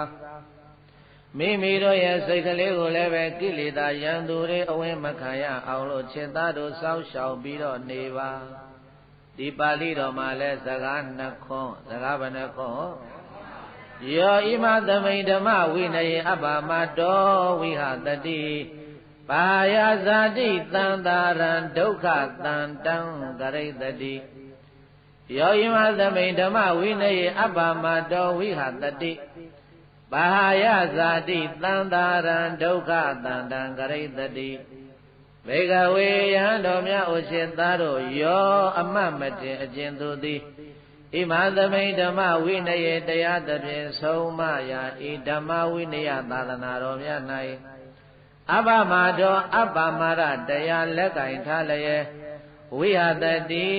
လေတံယပဒမြတ်တာကြံ့ခိုင်နေထိုင်냐အောင်သောထိုတရားလက်ကင်နေထိုင်သောသူသည်ဇာတိတန်တာရံအဖန်မှဖြစ်၍ပြောင်းရွှေ့ခြင်းလျာဘဝတန္တရာကိုပါယပဲဆွ၍ဒုက္ခသာဆက်တန္တရာဝိအန္တံကပ္ပပိပုံအပြည့်စုံကိုကရိတတိမဉ္ဇဉ်လေးဆိုင်အယပိုင်သဖြင့်ပြုနိုင်ပေလိမ့်မည်လို့ဘဂဝါဘုန်းတော်6စုအောင်လန်းသူဖြစ်တော်မူသောဘုရားရှင်ကိုရောမြတ်ကအဝေါစာကရုဏာရှိတာမေတ္တာအဖြင့်မိန်ကြားတော်မူလိုက်ပါပေသတည်း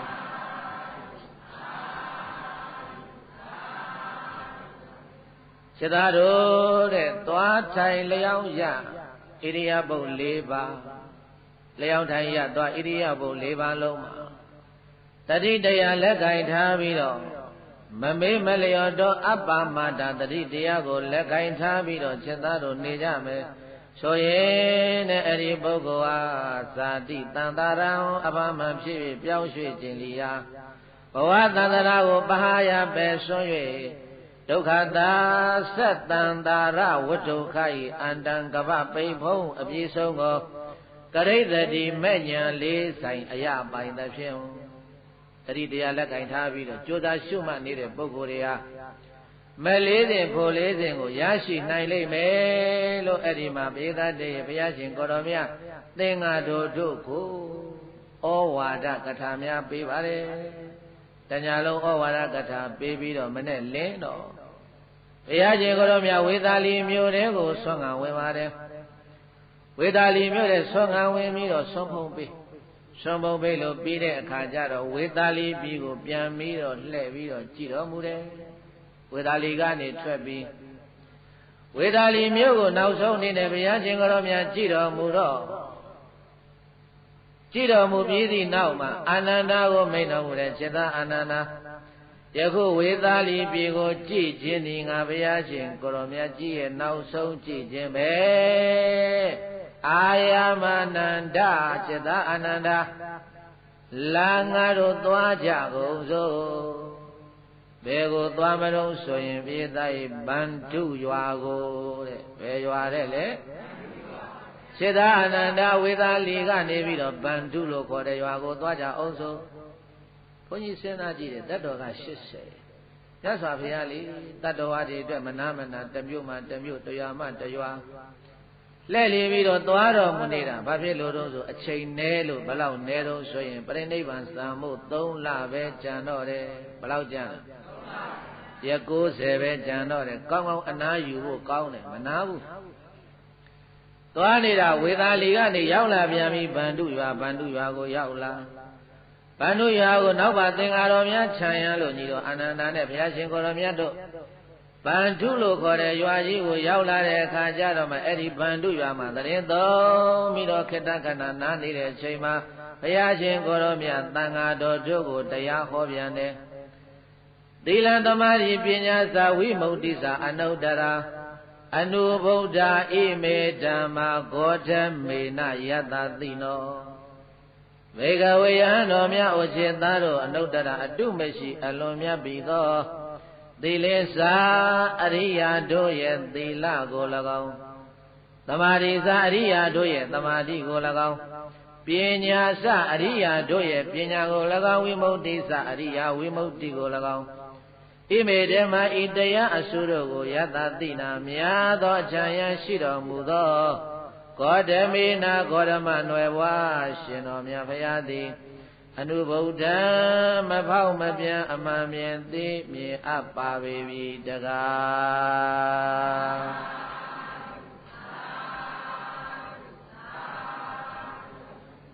ဘုရားစာကြည်တဲ့ရိယာသူတော်ကောင်းကြီးတွေသိတော်မူမြင်တော်မူတဲ့အရိယာတို့ရဲ့သီလအရိယာတို့ရဲ့သမာဓိအရိယာတို့ရဲ့ပညာအရိယာတို့ရဲ့ဝိမု ക്തി အဲ့ဒီတရားတွေကိုများသောအချမ်းရရှိတဲ့ဂေါတမလို့အမည်ရတဲ့ရှင်တော်မြတ်ဖရာဟာမဖောက်မပြန်သိခဲ့ပြီလို့ဗန္ဓုရွာမှာတရားတစ်ပုဒ်ထဟောတယ်၄ပုဒ်ရှိသွားပြီဘယ်နှပုဒ်ရှိသွားဗန္ဓုရွာမှာတရားတစ်ပုဒ်ထဟောတယ်တရားဟောပြီးတော့မြတ်စွာဘုရားရှင်ကိုရောမြတ်ကအာယမနန္ဒစေသာအာနန္ဒလာသွားကြကုန်စို့တဲ့အာနန္ဒခေါ်ပြန်တာပဲဘယ်သွားမလို့ဆိုရင်ပိယတတေဟတ္ထိရွာကိုကြွမယ်ဘယ်ကိုကြွမယ်ဟတ္ထိရွာရောက်ဟတ္ထိရွာမှာခေတ္တခဏနာဟတ္ထိရွာကနေပြီးတော့ဆက်ပြီးတော့ဘုရားရှင်ကိုရောမြတ်ကြွတော်မူသွားတာအံဘရွာတဲ့ဘာရွာတဲ့လေအံဘရွာကနေပြီးတော့ဆက်ပြီးတော့ကြွတော်မူသွားတာဇံဗုရွာဘာရွာတဲ့ကဲကိုကြီးတို့ဘုရားရှင်ကိုရောမြတ်ရဲ့ဓမ္မဒေသနာခရီးစဉ်ကိုကြည့်မြတ်စွာဘုရားရှင်ကိုရောမြတ်သည်ပြိဋိဘံမစံခင်လဲလီပြီးတော့ကြွတော်မူတာမြို့ကြီးပြကြီးတွေနေတဲ့တောရွာတွေကိုကြွတော်မူတယ်ဘယ်ကိုကြွတောရွာတွေမှာလိုက်ပြီးတော့ချီးမြှောက်တာတရားဓမ္မတွေကိုအပူဇော်ခံတဲ့တရားတွေဟောတယ်အဲ့ဒီဇံမူရွာကနေပြီးတော့ဘယ်သွားတုံလို့ဆိုတော့ဘောဂမြို့ကိုကြွသွားပြန်တယ်ဘောဂမြို့ရောက်တော့အဲ့ဒီဘောဂမြို့မှာစေတီတဆူရှိတဲ့အာနန္ဒစေတီတဲ့ဗာစေတီတဲ့အဲ့ဒီအာနန္ဒစေတီမှာဘုရားရှင်ကိုရောမြတ်တရင်သုံးပြီးတော့ယဟန်တော်တို့ကိုမဟာပရိသ၄ပါးတရားခေါ်ပြန်တယ်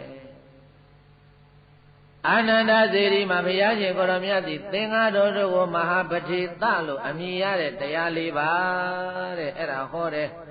ဟောလို့ပြီးတဲ့အခါကျတော့အဲ့ဒီဘောဂမျိုးကနေပဲကြွတုံလို့ဆိုတော့ပါဝါပြည်ကိုကြွသွားပြီဘယ်ကိုကြွသွားပါဝါပြည်ကိုကြွသွားပါဝါပြည်ရောက်တော့မြတ်စွာဘုရားရှင်ကိုရောမြတ်ဗမာတရင်သွားသုံးတယ်လို့ဆိုတော့စုံဓာလို့အမည်ရတဲ့ရွှေပရိန်သေသားဆောက်လုံးလူတန်းအပ်တဲ့တရဲ့ဥယျင်တဲ့အဲ့ဒီတရဲ့ဥယျင်ကြောင်းမှာဘုရားရှင်ကိုရောမြတ်တရင်သုံးတရင်သုံးနေတော့ဒီစုံဓာဟာလည်းပဲချမ်းသာကြွယ်ဝတဲ့တထေတူဖြစ်တဲ့အပြင်ကိုမြတ်စွာဘုရားကိုပရမဥဆုံးကြီးဖူးမြင်လိုက်ရတဲ့ကတရားနာပြီးတော့သောတာပန်အရိယာဖြစ်နေတာသူပိုင်တဲ့တရဲ့ဥယျင်ကိုကြောင်းဆောက်ပြီးတော့လှူထားတာအဲ့ဒါမြတ်စွာဘုရားနဲ့သင်္ဃာတော်များစုံနာရွှေပရိန်တရဲ့တရဲ့ဥယျင်ကိုကြွားတော်မူလာတဲ့ဆိုတဲ့တည်င်းကိုစုံဒရွှေပရိန်တကြားတဲ့အခါကျတော့ဟာမြတ်စွာဘုရားတန်အပြေးကလေးရောက်လာလို့မြတ်စွာဘုရားရှင်ကိုရောမြတ်အာယုသေးသွားလို့ချီမို့ရှိခိုးလို့မြတ်စွာဘုရားရှင်ကိုရောမြတ်ဟောတဲ့တရားတွေကိုနာပြီးတော့မြတ်စွာဘုရားကိုရှောင်သွားတဲ့ဘုန်းတော်ကြည်တော်မူသောမြတ်စွာဘုရားရှင်ဘုရားနဲ့သံဃာတော်တွေမနေ့ဖြင့်ကမဲ့နဲ့တပိတော်ရင်ကိုဆွန်ဖုံးပြီးကြွပါလို့ဆွန်စားပင့်သွားတယ်မြတ်စွာဘုရားရှင်ကိုရောမြတ်ဒီအဲ့ဒီသုံးနာရွှေပရိန်နဲ့ပြည့်တဲ့ဆွန်စားကိုလက်ခံလို့စုံနာရွှေပရိန်တဲ့ဘုရားဆွန်စားလက်ခံတာကို သိတဲ့နောက်အိမ်ကိုပြန်သွားပြီးတော့ဘေးသားရေဘာသွားစီမံတုံးလို့ဆိုတော့သူကရမတ္တဝလို့ခေါ်တဲ့သူကရမတ္တဝဝက်ပြူသားတဲ့ဗါတယ်လေဘေးသားမကြီးမငယ်တောဝက်သားလာရောက်တာနဲ့ကြုံရောပတန်ရှိတဲ့အိမ်ဆိုရင်တောတွေကရလာတဲ့အကောင်တွေအရင်ဦးဆုံးလာရောက်တာပဲဆွမ်းသားပေးပြီးလို့ပြန်ရောက်လာလို့မကြခင်မှာပဲတောမုတ်ဆိုးတယောက်ကတောထဲမှာဝက်ပြူသားတောဝက်သားအဲ့ဒါရလာတဲ့တထေးကြီးခမညာဝက်သားများယူပါဦးမလားလတ်လတ်ဆတ်ဆတ်တောဝက်သားအေးယူမယ်ကွယ်မနေ့ပြင်ကဖယားနဲ့တည်းကသင်္ဃာတွေငါဆွမ်းကမလို့ခေဆိုပြီးတော့အဲ့ဒါမကြီးလို့မငယ်လို့တော့တောဝက်သားကိုဝယ်ပြီးတော့နွားနို့ရဲ့ဇီယာရဲ့ကရဝေးရဲ့ငရုတ်ရဲ့မဆလာရဲ့တဲ့ဘယ်နှမျိုးဩဗျာနွားနို့ဇီယာကရဝေးငရုတ်မဆလာတဲ့ဘယ်နှမျိုးလဲအဲ့ဒီ5မျိုးနဲ့အဲ့ဒီဝက်သားကိုနဲ့ဖတ်ပြီးတော့ကောင်းစွာချက်တယ်အဲ့ဒါဘုန်းကြီးတို့ပြည်သားပေါင်းသူတော်ကောင်းတို့မြတ်စွာဘုရားရဲ့အဲ့ဒါနောက်ဆုံးဆွမ်းမယ်နွားနို့ရဲ့ဇီယာရဲ့ကရဝေးရဲ့ငရုတ်ရဲ့မဆလာတဲ့အဲ့ဒါတွေရောလို့ကောင်းစွာချက်ပြုတ်စီမံနန္ဒလင်းရောက်တော့ဘုရားရှင်ကိုရောမြတ်သင်္ဃာတော်တွေနဲ့ကြွတော်မူလာတဲ့ခါကျတော့ဘုရားရှင်ကိုရောမြတ်ကသိတယ်ဒီလိုစီမံချက်ပြုတ်ထားတာတက္ကတော်စုံနာကိုခေါ်လို့တက္ကတော်စုံနာသင်စီရင်ထားတဲ့သူကရမတ္ထဝတောဝက်သားဆွမ်းကိုငါဘုရားတပါးတဲ့သာလင်ကပ်ပါတဲ့သံဃာတော်တွေကိုတော့အခြားသောဆွမ်းနဲ့ဆွမ်းရင်တွေကိုကပ်ပါအဲ့ဒီတောဝက်သားဆွမ်းဟင်းကိုမြတ်စွာဘုရားရှင်ကိုရောမြတ်ကစုံနာကိုခေါ်ပြီးတော့ပြောတယ်ငါတပါးတည်းပဲဖုံးပေးမယ်တဲ့ငါတပါးတည်းကပ်ပါတဲ့ကျန်တာတွေကတော့တက္ကကြီးစီမံတဲ့ဟင်းနေတဲ့ကျန်တဲ့တန်ဃာတွေကိုကအဲ့ဒီလိုဘုရားရှင်ကိုရောမြတ်မိန့်တော်မူတောဝက်သားဟင်းတွေကြံနေသေးရင်လည်းပဲဘယ်သူမှမစားပါစေနဲ့မြေမြုပ်ပြလိုက်ပါတဲ့တခါလည်းမိန့်တော်မူထားတာဘယ်သူမှမစားဘူးအဲ့ဒီတောဝက်သားကိုမြတ်စွာဘုရားဖုံးမေးမယ်ဘုရားဖုံးမေးပြီးလို့ကြံရင်လည်းပဲဘုရားဆုံးဖုံးမေးလို့ကြံရင်ပဲဖြစ်ဖြစ်အိုးထဲမှာကြံရင်ပဲဖြစ်ဖြစ်အိုးကတ်ဆိုပြီးတော့သမင်းလေးထည့်ပြီးလူးစားမယ်လို့တော့စိတ်မကူးနဲ့မြတ်စွာဘုရားကဒီမှာတခါလည်းပိတ်ထားတယ်ဘယ်သူမှမစွမ်းနဲ့တဲ့အဲ့ဓာတွေကိုမြေမြုပ်ပြီးတော့တွင်းတူပြီးတော့မြေမြုပ်လိုက်ပါဆိုတော့ဆုံနာရွှေပရိန်တွေကရှောက်တယ်ဘာဖြစ်လို့လဲမြတ်စွာဘုရားဘုရားကြံတာစအန္တရာယ်တော်ကင်းသည်ဆိုလောကပြောကြတယ်ဘုရားရှင်ဘုရားဘာဖြစ်လို့မြေမြုပ်ခိုင်းတာတုံးဆိုတော့ဘုရားရှင်ကိုရောမြတ်ကတကားတော်ဆုံနာဒီလောကကြီးထဲမှာငါဘုရားကိုချမ်းထားပြီးတော့ကြံတဲ့ဘယ်လူပဲနာဘယ်မြမာတွေမှဒီဝက်သားကိုစားလို့မရဘူးတဲ့စားရင်အစာမကြေဖြစ်လိမ့်မယ်တဲ့ဘာဖြစ်မယ်တဲ့လဲစားရင်အစာမကြေဖြစ်လိမ့်မယ်လို့ဘုရားရှင်ကိုရောမြတ်မိန့်တော်မူတော့မှဧဝံပန္နေကောင်းလာပါပြီမြတ်စွာဘုရားအဲ့ဒါနဲ့တောဝက်သားဆွနေပေါ့ဗျာအကုန်လုံးထည့်ပြီးတော့မြတ်စွာဘုရားကကျန်တာတွေလည်းပဲမြတ်စွာဘုရားမိန့်တော်မူတဲ့အတိုင်းတွင်းကြီးတူအဲ့ဒီတဲ့ဝက်သားဟင်းတွေလောင်းထည့်ပြီးတော့မြေမြုပ်ပလိုက်ရတယ်အဲ့ဒီဆုံးနာရွှေပရိန်နေလူတန်းတဲ့သူကရမတ္တဝလို့ခေါ်တဲ့တောဝက်ပြိုသားကိုဖုံးမေးပြီးသည့်နောက်မှာဘုရားရှင်ကိုရောမြတ်အဲ့ဒီမှာစွမ်းအနုမောဒနာတရားဟောတယ်စွမ်းအနုမောဒနာတရားဟောလို့ပြီးလို့ဆုံးနာအိမ်ကထွက်တော်မူသည်နှင့်တပြိုင်နက်တည်းဘုရားရှင်ကိုရောမြတ်မှာဘယ်လိုဖြစ်လာတော့လို့ဆိုတော့ပရိနိဗ္ဗာန်စံရလောက်အောင်မယ်အလွန်ကြမ်းတမ်းတဲ့သွေးဝမ်းသွန်တဲ့ယောဂဖြစ်လာပြီတဲ့စုံနာအိမ်ချမ်းစီယိုလွန်တာနဲ့ဘိန်းတို့ပိယသားကြီးမြတ်စွာဘုရားအဲ့ဒီမှာသွေးဝမ်းသွန်တယ်တဲ့အဲ့ဒီလိုသွေးဝမ်းသွန်တဲ့ယောဂဝေဒနာဖြစ်လာတော့တတိတမ္မဇင်နဲ့ဆင်းခြင်းပြီးတော့ပင်မတယ်လို့ညီတော်မူသိခဏတော်မူပြီးတော့အာယာမအနန္တจิตအာနန္ဒလာသွားကြကုန်စို့ဘယ်ကိုသွားမှာတော့ဆိုရင်ကုတ်သေးနာယုံဘယ်သွားမှာလဲပြေတတ်ရဲ့ကုတ်သေးနာယုံပြည်ကိုသွားကြစို့တဲ့ပြည်ကိုကကုတ်သေးနာယုံပြည်တဲ့ကုတ်သေးနာယုံပြည်ကိုသွားကြစို့ဆိုပြီးတော့အဲ့ဒီမှာ မြတ်စွာဘုရားနဲ့သင်္ဃာတော်တွေကုသေနာယုံပြည်ကိုသွားလိုက်တာတလန်းလို့သွေးဝင်နေသွားတို့လေးကြရင်လေအနန္တငါဘုရားဝင်သွားခြင်းလို့သွားပြန်ပြီအဲ့တော့ဘုန်းကြီးတို့ပိဋကရဲ့စားထားတာကဝက်ပြူသားယာတိဥတုကကဆုံလဘာလလဲကဆုံလမပူဘူးလား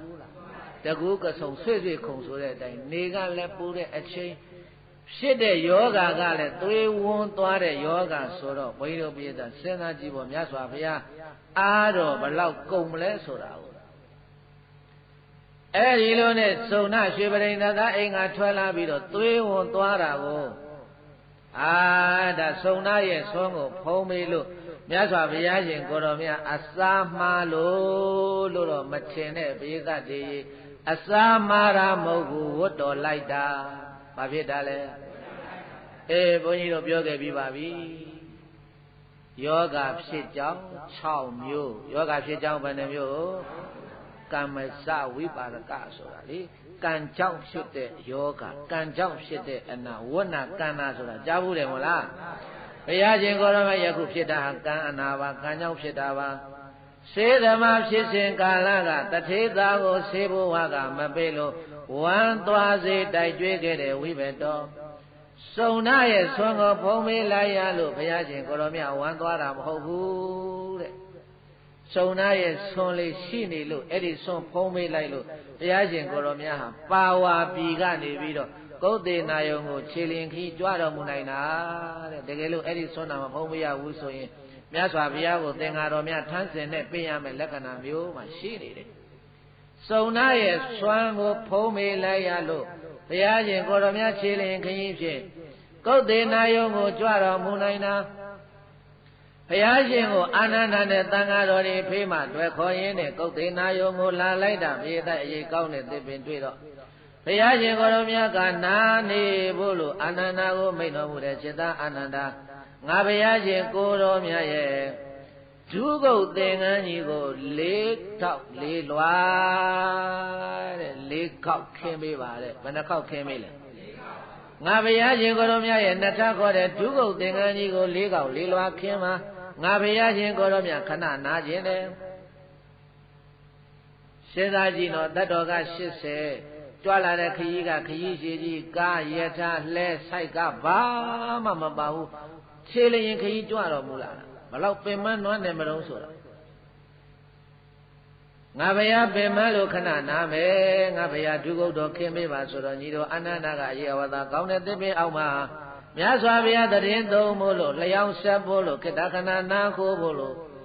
မြတ်စွာဘုရားရဲ့ဒုက္ခသင်္ကန်းကြီးကို4ခေါက်4လွှာခင်းပေးပြီးတော့ဘုရားရှင်ကိုရောမြတ်ကဗာမိန်တော်မူတော့ဆိုတော့จิตအာနန္ဒငါဘုရားရေတောက်တော်မူလို့တဲ့ရေခပေးပါတဲ့ဘုရားရေဆာလာပြီပြည့်တတ်ရေမြတ်စွာဘုရားဘာဖြစ်လာလဲဘုရားရှင်ကိုရောမြတ်ရေတောက်ခြင်းတော်မူလို့အာနန္ဒကိုရေခခိုင်းတယ်အဲ့တော့အာနန္ဒကမြတ်စွာဘုရားကိုလျှောက်တယ်ဘုန်းတော်ကြည်တော်မူသောမြတ်စွာဘုရားယခုတင်မဲ့လှဲ့အစီ900ချောင်းတွေကိုဖြတ်မောင်းသွားလို့ရေတွေနှောင်းနေပါတယ်မြတ်စွာဘုရားရှေနာကိုနည်းနည်းလေးသွားလိုက်ရင်ကကုရာလို့ခေါ်တဲ့မြစ်ရှိပါတယ်မြတ်စွာဘုရားတဲ့အဲ့ဒီကကုရာလို့ခေါ်တဲ့မြစ်ရေဟာချိုလဲချိုပါတယ်အေးလဲအေးပါတယ်ရွှွညွန်လဲကင်းပါတယ်စိတ်ကန်းလဲကောင်းတယ်အဲ့ဒီရောက်တော့မှအရှင်ဘုရားရေချိုးတော်မူဘုရားရေတောက်တော်မူဘုရားလို့ဘုရားရှင်ကိုယ်တော်မြတ်ကိုရှောက်နေတယ်ဘုရားကရေးခါနေပြီအနန္ဒကလည်းခတ်မပေးဘူးဘာဖြစ်လို့လဲဆိုတော့ဘိန်းတို့ပြေတတ်ရေလဲစီ900ဖြတ်သွားလို့အဲ့ဒီချောင်းရေနောက်နေတယ်ရေနောက်တွေနောင်တော်ကြီးဘုရားကိုမတိုက်ခြင်းလို့မကတ်ခြင်းလို့အနန္ဒကဘုရားကိုရှောက်နေတယ်သိခံလိုက်ပါဘုရားတဲ့ရှင်မကကုရာမြစ်ရှိပါတယ်အဲ့ဒီမြစ်ရဲ့ရေကချိုလဲချိုလဲအေးလဲအေးတယ်ကြည်လဲကြည်တယ်ရွှွညွန်လဲကင်းတယ်စိတ်ကန်းလည်းကောင်းတယ်အဲ့ဒီရောက်တော့မှရှင်ဘုရားပင်မနွမ်းနေတာရေချိုးတော်မူဘုရားတောက်တော်မူဘုရားအဲ့ဒီလိုအာနန္ဒကဘုရားရှင်ကိုယ်တော်မြတ်ကိုလျှောက်တော့ဘုရားတို့ပြည်သားပေါင်းတော်ကောင်းတို့ယာတိဥဒုကိုကြည်ရင်ပူပြင်းတဲ့လဟုတ်သလားမဟုတ်ဘူးလားယောဂကတေဝံသွန်တဲ့ယောဂတဲ့စဉ်းစားတာကြည့်ပြီးတော့3ချိန်တိုင်းတိုင်းဘုရားရှင်ကိုယ်တော်မြတ်ကရေတောင်းတော်မူတယ် အာနန္ဒမထေရသူမြတ်ကရေတွေနောက်နေတယ်ဘုံမေပါနဲ့ဘုရားလို့သုံးချိန်တိတိတားတယ်တဲ့သုံးချိန်လဲလွန်ရောအာနန္ဒစဉ်းစားတယ်နောက်တော်ကြီးဘုရားရေတော်တောက်ရှင်နေပုံရတယ်ဘုံမေရှင်နေပုံရတယ်ကဲမဖြစ်ချေဘူးသွားခါမှာပဲလို့ဆိုပြီးတော့အဲ့ဒါအာနန္ဒသည်မြတ်စွာဘုရားရဲ့တပိတ်တော်ကိုပိုက်လို့အဲ့ဒါချောင်းနဲ့ရှင်းပြီးတော့ရေကိုခတ်လဲခတ်လိုက်ရောလဲ900ဖြာသွားလို့နောက်နေတဲ့ရေတွေကကြည်လင်လန်းဆန်းပြီးတော့လာတာကိုတွေ့ရတယ်အဲ့ဒီတော့မှအာနန္ဒမထေရသူမြတ်ကအိုးမြတ်စွာဘုရားရဲ့တကူအာနုဘောဟာကြီးမြတ်ပါပြီသွားတကားအစရိယဝတ္တာဘောအဘုဒ္ဓဝတ္တာဘောလက်လျှောက်တီး၍လက်ဖြည့်တီး၍အံ့ဩဝရာကောင်းလာပါပြီသွားတကားနောက်နေတဲ့ရေတွေဟာကြည်လာပြီဟဲ့ဆိုပြီးတော့အဲ့ဒီမှာသပိတ်တော်နဲ့ရေခတ်လို့ဘုရားရှင်ကိုယ်တော်မြတ်ကိုရေကတ်တော်မူပါတယ်တဲ့ဒီတော့ဘုရားသားရေမြတ်စွာဘုရားဖုံးမိတော်မူရတာဟာရေနောက်လားရေကြည်လားရေကြည်ပဲအဲ့ဒါတချို့ဘသူကဘလို့ကြားလဲမသိပြောတန်ကြားဘူးတဲ့မြတ်စွာဘုရားဟာတဲ့ပြိဋိဘံသံဃာနီးမှာရေနောက်တွေတောက်သွားရတယ်တဲ့ဘာဖြစ်လို့ဆိုတော့တဲ့ဘုရားရှင်ကိုယ်တော်မြတ်ဟာနွားဘဝကိုရောက်စဉ်ကာလကအလောင်းတော်ဘဝကအမေနမကြီးရေတောက်နေတာကိုရှေးကနေဖြတ်ပြေးလို့တဲ့နမကြီးရေနောက်တွေတောက်ရတာမို့လို့အဲ့ဒါဘုရားဝတ်လိုက်တာတဲ့ပြိဋိဘံသံဃာနီးမှာဘုရားရှင်ကိုယ်တော်မြတ်ဒီရေနောက်တွေတောက်သွားရတယ်လို့အဲ့ဒီလိုတချို့ပြောကြတယ်ဝိဘက်တော်12ပါးထဲမှာအဲ့ဒီဝိဘက်မပါဘူးဘုရားသားရေပါသလားမပါဘူးအဲ့ဒါဝိဘက်မဟုတ်ဘူးမြတ်စွာဘုရားရေတောက်တော်မူရတာကရေကြည်တောက်ရတာမတောက်ရတာဒါကြောင့်ဘုန်းကြီးတို့ကျေးဇူးရှင်တပည့်ရင်ဆိုတော့ဘုရားကြီးခေါ်ရတာရှိတဲ့ဒီဥစ္စာတရားရေကြည်တော်ဆက်ခန်းတဲ့ဗာတရားတဲ့လေ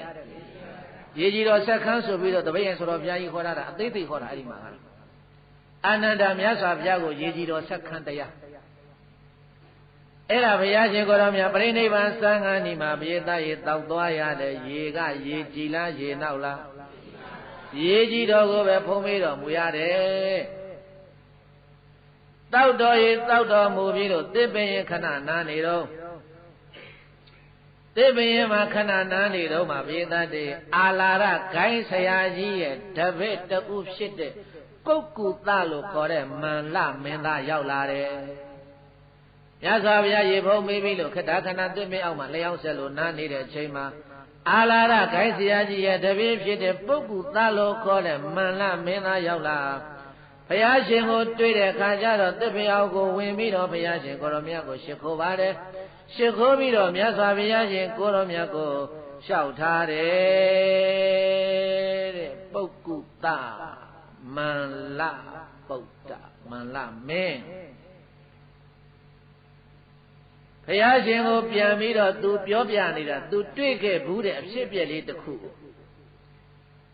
မြတ်စွာဘုရားတဲ့အာတုမမြို့ကောက်ရိုးတဲကြောင်းမှာသရင်သုံးနေစဉ်ကာလကမိုးချိုးပစ်ချတာနွားလေးခေါင်နဲ့လယ်သမားညီနောင်သေသွားတဲ့လူတွေရောက်လာတယ်အဲ့ဒီလူတွေရောက်လာတဲ့အခါမှာဘုရားရှင်ကိုယ်တော်မြတ်ကိုမေးတယ်ရှင်ဘုရားဒီနားမှာမိုးချိုးတွေပြည့်လို့နွားလေးကောင်းတဲ့လက်သမားညီနောင်2ယောက်သေသွားတာကိုရှင်ဘုရားမြင်ပါသလားလို့မေးတော့မြတ်စွာဘုရားရှင်ကိုယ်တော်မြတ်ကမြင်လည်းမမြင်ဘူးကြားလည်းမကြားဘူး